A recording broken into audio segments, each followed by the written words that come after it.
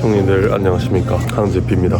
이제 영상이 올라갈 때쯤 되면은 1월 2일이겠군요. 내년이 되니까 모두들 새해 복 많이 받으시고요. 저는 지금 감기가 걸려가지고 목이 좀 잠잠한데 목소리는 오히려 더 마음에 듭니다. 모두들 감기 조심하시고요. 이제 새해가 되다 보니까 앞으로 향후 미용 산업, 제가 몸담고 있는 미용 의료가 어떻게 될 건지에 대해서 업계에 소속된 사람으로서의 생각을 한번 좀 들려보도록 하겠습니다. 어쨌거나 제가 막 정량적으로 수치적으로 데이터를 뽑아와서 보여드린 건 아니다 보니까 완전히 믿을만한 건 아니겠지만 그래도 어느 정도 주관적인 감이 토대로 얘기를 하는 거다 보니까 그걸 참고해서 봐주시면 좋을 것 같습니다. 첫 번째로는 대한민국은 지금 문화강국입니다. 제가 2-3주 전인가 남산에 올라갔어요. 주말에 가끔씩 뭐 혼자서나 데이트하면서 아침에 남산 오르는 걸 좋아하거든요. 근데 남산 제일 위에 올라가면 광장이 펼쳐져 있잖아요, 여러분. 남산타운 앞에. 거기에 단체 관광객들이 있는데 외국인분들 아시겠지만 지금 남산 가면 요새는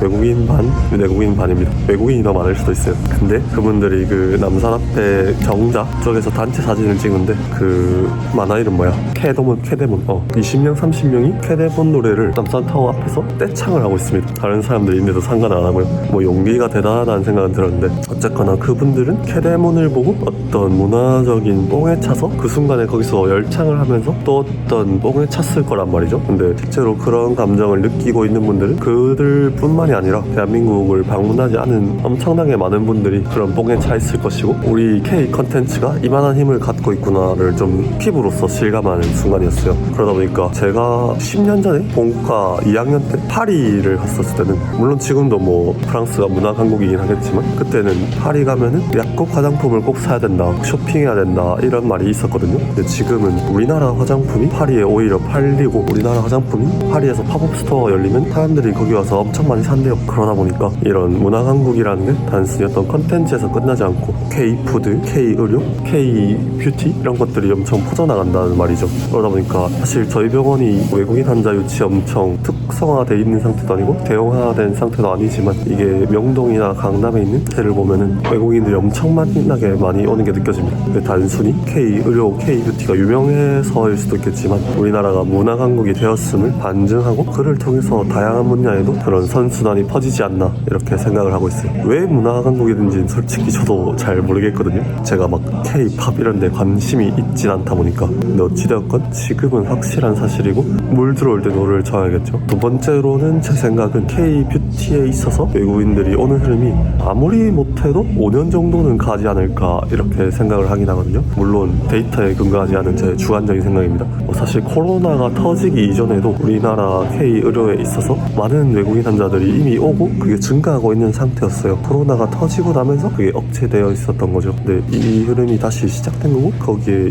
2020년 그 전에 비해서 우리나라가 더 문화강국이 된 상태다 보니까 지금은 그게 훨씬 더 힘이 강력한 거죠. 그래서 코로나가 풀리고 난 이후 지표를 보면은 외국인 환자 수는 계속 늘어왔고 이런 성형이나 피부과적으로도 정말 많은 분들이 받고 있습니다. 사실 영원한 건 없죠. 저는 어떤 식으로든 균형이 맞춰질 거라고 봅니다. 예를 들어서 지금도 많은 일본인 손님들이 한국을 오고 있지만 반대로 얘기해서 그분들이 왜 올까요? 우리나라 시술이 물론 퀄리티가 좋기도 하지만 가격이 매우 저렴하거든요. 다른 나라에서 제공하는 의료 서비스에 비해서. 그렇기 때문에 오는 게 크긴 합니다. 근데 그것 때문에 해외 현지에 이미 진출하고 있는 우리나라 의료기관들도 있어요. 대표적으로 도쿄 같은 경우에 우리나라의 여러 피부과가 이미 진출을 해서 우리나라만큼 싼 가격에 미용의료 서비스를 지금 제공하기 시작하고 있습니다. 이런 식으로 균형은 항상 맞춰지는 방향으로 가거든요. 그러다 보니까 마치 파리의 약국 화장품이 지금 더 이상 우리한테 의미를 갖지 못하는 것처럼 이런 K 미용 의료가 언제까지 지속된다는 법은 당연히 없죠. 언젠가는 다시 쇠퇴하게 될 겁니다. 근데 적어도 지금은 그렇지 않다는 거죠.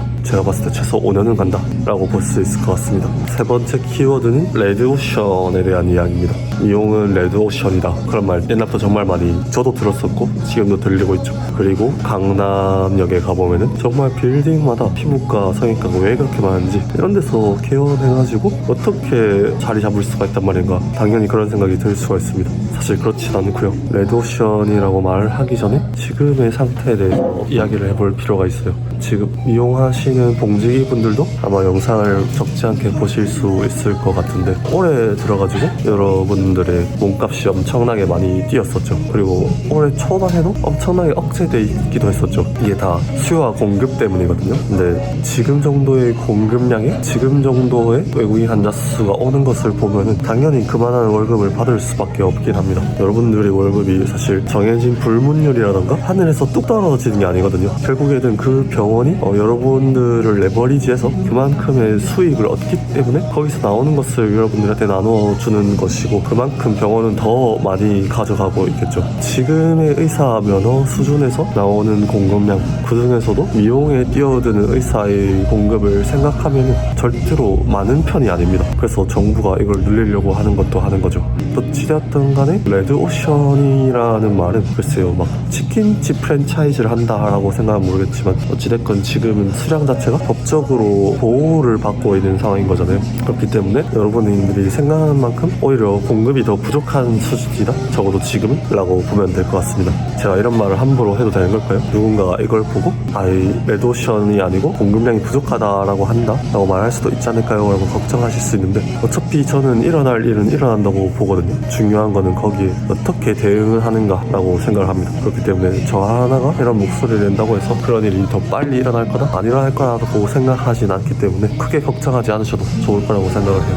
결론은 오히려 지금은 내국인의 수요, 또 미용에 대한 관심이 점점 증가하면서 늘어나고 있는 상황이고, 외국인이 엄청나게 방한을 많이 하고 있는 상황에서 레드오션이란 말은 지금은 그렇게 볼 수도 있겠지만 그렇게 충분히 안 볼 수도 있다 라고 말씀을 드리고 싶습니다. 네 번째 키워드는 미용 개방입니다. 저는 미용 개방에 절대 찬성한다는 말이 아니고요, 기사도 몇 번 떴었죠. 정부가 대한민국 인재들이 미용에 투입되는 것을 좋게만은 보고 있지 않고 있습니다. 뭐 바이탈 하잖아요. 바이탈로서 어떤 필수 의료를 해주기 바라는 의사들이 그쪽으로 가지 않는 것을 정부도 인지하고 있다 보니까 이런 것을 의도적으로 규제를 통해서 만들어 볼 생각이 있는 거죠. 당연히 한 번 더 말하지만 거기에 저는 찬성한다 이런 입장은 절대 아니고요. 그렇지만 만약에 그게 일어난다면은 어떻게 될 것인가, 일어난다면은 어떻게 대응해야 된다라는 거에 대한 생각을 갖고 있어야 한다고 생각하거든요. 근데 저는 미용 개방이 돼도 이 흐름상 의사 입장에서는 큰 문제는 없다라고 생각합니다. 물론 케이스 바이 케이스겠지만요. 어찌됐건 지금 미국이나 호주 같은 경우에는 꼭 의사가 아닌 널스들도 미용의료 시술을 할 수가 있고, 그분들도 뭐 레이저나 보톡스, 필러 등을 하는 걸로 알고 있거든요. 근데 그럼에도 불구하고 의사가 시술을 한다는 것에 대한 상징적인 의미나 사람들의 신뢰는 있을 수밖에 없어요. 그렇기 때문에 당연히 미용 개방에 대해서 다른 직종들이 이런 미용 의료를 할 수 있게 된다 한데, 의사가로서 진료를 하는 것에 대한 니즈는 있을 수밖에 없을 것이고, 오히려 저는 시장이 더 성숙되고 파이가 커질 수 있는 기회라고 보기도 합니다. 그래서 분명히 그 상황에서 쇠퇴되거나 아니면 적응 못해서 떨어지는 그런 의료 인력이나 기관도 있을 거라고 생각은 해요. 근데 그 부분에 대해서 잘 적응할 수 있는 사람이면 오히려 더 많은 기회가 될 수 있지 않을까 싶고, 또 의사로서 다른 미용 의료 인력을 시술할 수 있게 고용을 한다는 것도 저는 큰 기회가 될 수 있는 상황이라고 생각을 합니다. 그리고 미용 개방 말이 나와서 그런 건데, 사실 저는 이 문화 강국으로서 우리나라가 이용할 수 있는 기회는 다 이용해야 된다고 보거든요. 근데 지금 오히려 의료 인력이 물론 당연히 바이탈을 해야 되는 것도 맞지만 이런 미용을 하는 것을 다 너무 나쁘게만 보진 않았으면 좋을 것 같아요. 왜냐하면 정말 많은 외국인들이 우리나라를 찾아와서 외화벌이에 기여를 하고 있습니다. 이게 오히려 수치적으로만 봤었을 때 단순히 의료 서비스를 제공하는 것보다 더 많은 재화를 거둘 수도 있다고 생각하거든요. 물론 그런 돈을 버는 것과 별개로 의료 서비스가 유지돼야 되는 것은 정말 별개의 일이긴 하지만, 그런 관점에서 봤을 때 이런 것도 충분히 유의미하고 오히려 나라에서 더 밀어주고 육성해주면 좋겠다라는 생각도 있거든요. 마지막으로는 대형화, 고급화, 특성화라고 생각을 합니다. 어쨌거나 레드오션이건 아니던 간에 미용 시장은 계속 더 성숙해 가고 있는 상황이고요. 이러다 보니까 기존에는 그냥 별 특징 없이 아무거나 차려도 잘 됐으면, 지금은 그렇지는 않다고 생각해요. 어떤 특성을 무조건 가지고 있어야 되고, 김승호 회장님의 사장학 개론에도 나오는 말이지만 시장이 성숙되면은 서비스가 크게 두 가지 방향으로 간다고 해요. 대형화로 가고 고급화로 갑니다. 근데 저는 미용 의료에는 한 가지 더를 추가하고 싶은데 특성화라고 봐요. 대형화 같은 경우에는 박리담의 병원이라고 보면 되겠죠. 많은 병원들이 저가를 공세로 그리고 크기를 공세로 저렴한 가격에 기존에 누리지 못했던 의료 서비스를 제공하고 있고, 이건 소비자 입장에서도 되게 좋은 기회라고 봅니다. 그리고 대형화의 반대쪽에는 많은 사람들한테 제공하진 않지만 고급화가 되는 서비스가 있을 것이고, 대표적으로 우리나라는 압구정이나 청담으로 대표되는 그쪽에서 프라이빗하게 대신에 좀 비싸게 진행되는 미용 의료 서비스들이 있겠죠. 그래서 앞쪽은 정말 많은 손님들은 보톡스 9,900원, 점제가 500원 이런 싼 값에 서비스를 제공한다면, 반대쪽에서는 줄기세포 1,000만원 뭐 이런 서비스를 제공하는 것들이 있다고 보고요. 특성화를 세 번째로 꼽았는데, 미용 의료 안에서도 정말 다양한 분야의 치료가 있거든요. 색소나 리프팅이나 코수술, 눈수술, 비만, 지방흡입, 흉터 치료, 색소 치료 정말 다양하기 때문에 이런 거에 대한 니즈를 조금 더 스페셜리스트로서 잘 치료를 해주게 되는 병원들 또한 경쟁력을 가질 거라고 보고 있습니다. 그런 특성화를 가지면서 대형화가 될 수도 있고, 특성화를 가지면서 고급화가 될 수도 있겠죠. 어쨌거나 그냥 아무 특성 없이 개방을 하면은 그냥 레드오션이라는 단어 아래에 짓눌리게 될 수밖에 없다고 생각하고요. 이런 것들을 잘 할 수 있는 병원은 잘 살아남지 않을까라고 생각을 합니다.